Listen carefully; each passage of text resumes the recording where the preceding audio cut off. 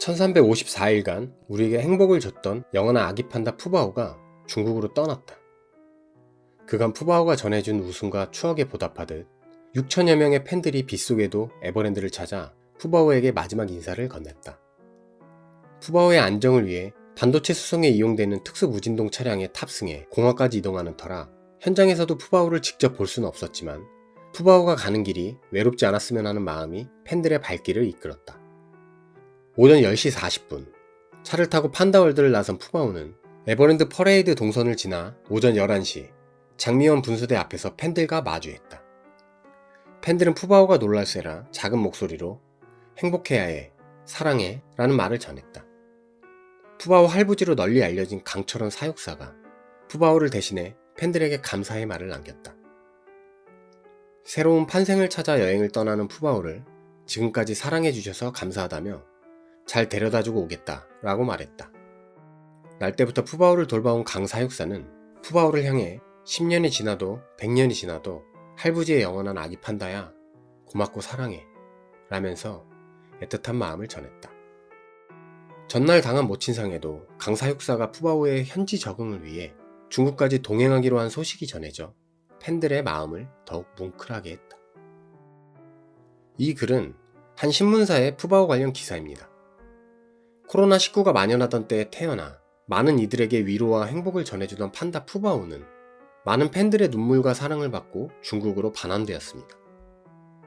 현장에는 직접 가지 못했지만 푸바오에 대한 애틋한 마음이 있던 저 또한 푸바오의 배움길을 보려고 유튜브 영상을 찾아보게 되었습니다. 그런데 전 유튜브 영상에 달린 일부 댓글들을 보고 큰 충격을 받게 되었습니다.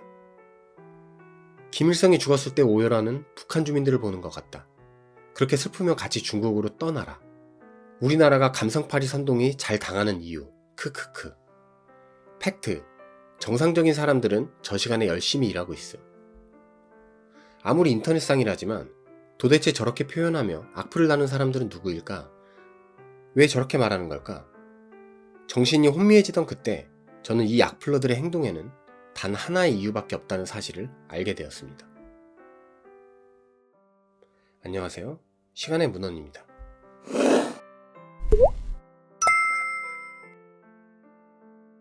푸바오 악플러들은 놀랍게도 공감 능력이 부족한 사람들이었습니다. 공감 능력은 다른 사람의 감정, 생각, 경험을 이해하고 때로는 그것을 자신의 것처럼 느끼는 능력을 말합니다. 이처럼 사회를 구성하고 공동체를 형성할 때 꼭 필요한 역량이라 우리 모두가 가지고 있어야 할 필수 능력인 셈이죠. 하지만 모든 사람이 동등한 수준의 공감 능력을 갖추고 있지 않기 때문에 문제가 발생합니다. 특히 공감 능력이 부족한 사람들은 타인에게 상처 주는 말과 행동을 서슴지 않는 탓에 큰 다툼으로 번지는 경우도 허다하죠. 그래서 이들은 푸바오의 이별도 공감하지 못하는 것을 넘어 슬퍼하는 사람들이 기괴하고 흉측하다며 욕하고 난도질합니다.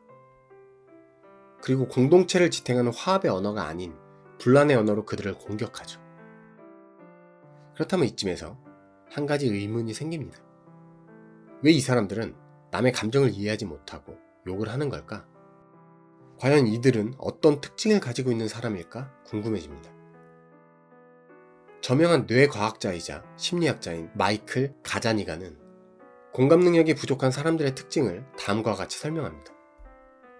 첫 번째, 그들은 자기중심적인 사람입니다. 자신의 관점과 감정에만 집중하고 다른 사람의 마음은 충분히 고려하지 않죠. 이런 태도는 많은 경우 상대방의 감정을 무시하는 행동으로 이어집니다. 더 나아가 상대방의 감정을 잘못 해석하기도 하죠. 두 번째, 이들은 대인관계에서 어려움을 겪습니다. 공감 능력이 부족하면 타인의 감정을 고려하지 않기 때문에 상대방이 상처를 받거나 불쾌감을 느껴 그들의 인간관계는 보통 긴장과 갈등으로 이어지죠. 마지막 세 번째, 공감 능력 부족자들은 상황에 대해 적절하게 감정 반응도 못합니다. 이런 서투른 반응 때문에 사람들은 이 사람이 무관심이나 냉담 또는 불통의 아이콘이라고 생각하기 쉽습니다. 나르시시스트, 소시오패스, 회피형 인간 같은 유명한 유형들도 공감 능력이 정상인들에 비해 극도로 낮은 사람들의 별칭입니다. 이들은 타인의 감정이나 필요를 전혀 고려하지 않는 것을 넘어 자신의 이익을 위해 타인을 이용하는 경향도 보여주죠. 그래서 매우 위험한 사람들입니다. 그렇다면 공감 능력이 부족해지는 이유는 무엇일까요? 그 원인은 다양합니다. 어린 시절 부모나 보호자에게 충분한 감정적 교감을 느끼지 못한 경우, 공감 능력이 제대로 발달하지 못할 수 있습니다. 감정적으로 불안정한 가정환경, 학대나 소외와 같이 어린 시절의 부정적인 경험이 공감 능력 발달을 저해시켜 타인의 감정을 이해하는데 어려움을 겪게 만드는 겁니다. 또는 정신건강 문제 때문일 수 있습니다. 대표적으로 자폐 스펙트럼 장애, ADHD로 불리는 주의력 결핍 과잉 행동 장애, 사회성 장애 등의 경우 공감 능력이 떨어질 수 있습니다. 이러한 정신건강 문제에는 약 등의 특별 치료가 필요한 경우도 많습니다. 그리고 엄중한 사회적 및 문화적 배경도 공감 능력 형성에 악영향을 끼칩니다. 지나치게 경쟁적이거나 비인간적인 환경, 엄격한 계급체계 등이 공감 능력 발달을 저해시키는 겁니다. 타인의 감정을 무시하고 나만 생각하는 태도를 심어줄 수 있는 혹독한 환경인 셈이죠. 마지막으로 뇌의 손상도 원인일 수 있습니다. 뇌에는 타인의 행동과 감정을 반영하는 데 중요한 역할을 하는 미러 뉴런 시스템이 있는데, 이것이 손상되면 공감 능력이 심각하게 저하됩니다. 이렇듯 공감 능력 부족의 원인을 이해하는 것은 문제를 해결하는 첫 걸음입니다. 적절한 개입, 치료 또는 교육을 통해 조금씩 개선해 나갈 수 있기 때문에 우리는 더 건강한 인간관계를 맺을 수 있도록 우리 스스로를 더 객관적으로 살피고 점검해야 합니다. 푸바오가 떠나 슬퍼하는 사람들에게 돌을 던지는 행위는 그 사람이 착하냐 아니냐의 문제가 아닙니다. 이것은 공감을 기반으로 한 관계의 문제입니다. 저는 댓글에서 나타난 악플러들의 모습을 통해 자신의 감정을 타자와 공유하는 것이 얼마나 중요한지를 새삼 더 깨닫게 되었습니다. 과거 어린 시절 저는 동물원에서 기린을 처음 만났던 순간을 아직도 생생하게 기억합니다. 그 기린의 커다란 눈망울에 맺힌 맑은 눈빛은 마치 저에게 무언가를 말하는 듯 보였고, 그 순간 저는 기린을 통해 따뜻한 감동과 아름다움을 느꼈습니다. 푸바오가 에버랜드에서 송영관 사육사와 즐겁게 노는 모습을 보며 어릴 적 기린을 처음 만났을 때의 그 따뜻한 감동이 다시금 되살아났습니다.